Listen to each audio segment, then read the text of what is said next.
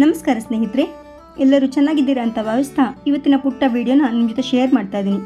ಇವತ್ತು ಕೂಡ ನಾನು ಒಂದು ಆಯುರ್ವೇದದ ಒಂದು ಔಷಧಿಯ ಬಗ್ಗೆ ತಿಳಿಸ್ಕೊಡ್ತಾ ಇದ್ದೀನಿ. ಕೆಲವು ಹೂವುಗಳನ್ನು ಆಹಾರ ಭಕ್ಷ್ಯಗಳನ್ನು ತಯಾರಿಸುವ ವಿಶೇಷವಾಗಿ ಬಳಸುತ್ತಾರೆ. ಅಂತಹ ವಿಶೇಷ ಆರೋಗ್ಯವನ್ನು ನೀಡುವ ಹೂವುಗಳಲ್ಲಿ ದಾಸವಾಳದ ಹೂವು ಮತ್ತು ಎಲೆ ಸಹ ಒಂದು. ದಾಸವಾಳದ ಹೂವು ಮತ್ತು ಎಲೆಗಳು ವಿಶೇಷವಾದ ಪೌಷ್ಟಿಕಾಂಶವನ್ನು ನೀಡುತ್ತದೆ. ಪುರಾತನ ಕಾಲದಿಂದಲೂ ರೂಢಿಯಲ್ಲಿರುವ ಇವುಗಳ ಆಹಾರ ಪದಾರ್ಥ ಸೇವಿಸಿದರೆ ಕೇವಲ ಆರೋಗ್ಯ ಸಮಸ್ಯೆಗಳು ಸಂಪೂರ್ಣವಾಗಿ ನಿವಾರಣೆ ಆಗುತ್ತೆ. ಇದು ಸ್ತ್ರೀ ಸ್ನೇಹಿ ಅಂತಲೇ ಹೇಳಬಹುದು. ಯಾಕೆ ಗೊತ್ತಾ? ಹೆಣ್ಣು ಮಕ್ಕಳಿಗೆ ಉಪಯುಕ್ತತೆ ಇರೋ ಈ ಹೂವು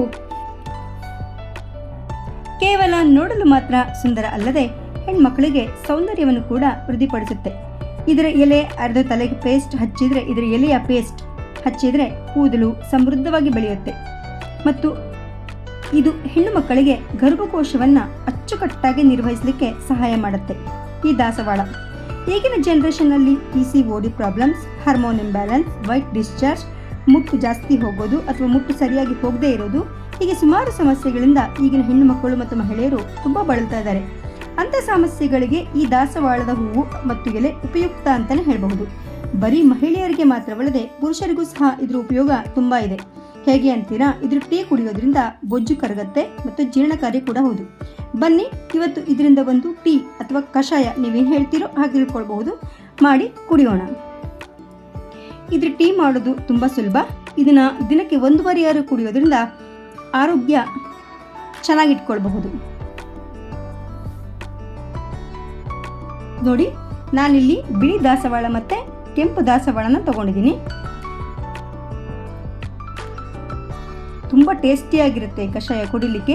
ಬನ್ನಿ ನೋಡಿ, ಆ ಹೂವಿನ ಒಂದೊಂದೇ ಇದನ್ನ ಬಿಡಿಸಿ ಅದರಲ್ಲಿ ಚೊಟ್ಟು ಮತ್ತು ಇದನ್ನೆಲ್ಲ ಗ್ರೀನ್ ಕಲರ್ ಚೊಟ್ಟು ಇದೆಯಲ್ಲ ಅದನ್ನೆಲ್ಲ ತೆಗೆದು ಬಿಡಿಸಿ ಇಟ್ಕೊಂಡಿದ್ದೀನಿ.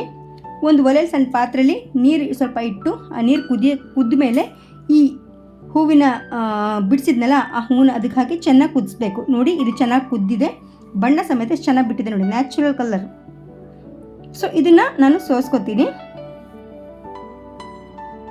ನೋಡಿ, ಇದು ನಾನು ಸೋಸ್ಕೊಂಡೆ. ಇದು ಸೋಸಿದ ಮೇಲೆ ಇದು ಬಿಸಿ ಇರುವಾಗಲೇ ಸ್ವಲ್ಪ ನಿಂಬೆ ಹಣ್ಣು ಹಿಂಡ್ಕೋಬೇಕು. ಮತ್ತೆ ಸ್ವಲ್ಪ ರುಚಿಗೆ ತಕ್ಕಷ್ಟು ಉಪ್ಪು ಹಾಕ್ಕೊಳ್ಬೇಕು.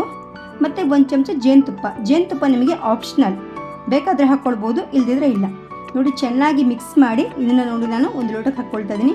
ನೋಡಿ, ಬಣ್ಣ ಎಷ್ಟು ಚಂದ ಬಂದಿದೆ, ಕುಡಿಲಿಕ್ಕೂ ತುಂಬ ಟೇಸ್ಟಿಯಾಗಿರುತ್ತೆ ಫ್ರೆಂಡ್ಸ್ ಇದು.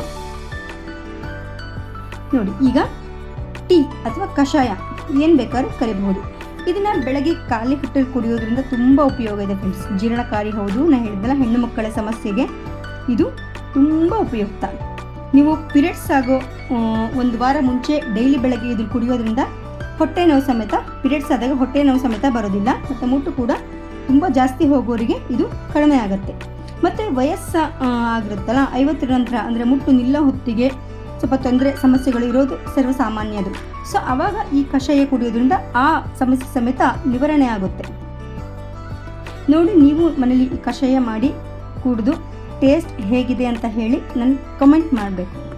ಸೊ ಇವತ್ತಿನ ವಿಡಿಯೋ ಇಷ್ಟ ಆದರೆ ಲೈಕ್ ಮಾಡಿ, ಶೇರ್ ಮಾಡಿ ಮತ್ತು ಸಬ್ಸ್ಕ್ರೈಬ್ ಮಾಡಿ ಅಂತ ಹೇಳ್ತಾ ಮುಂದಿನ ವಿಡಿಯೋದಲ್ಲಿ ಸಿಗ್ತೀನಿ. ಅಲ್ಲಿವರೆಗೂ ಟೇಕ್ ಕೇರ್, ಬಾಯ್.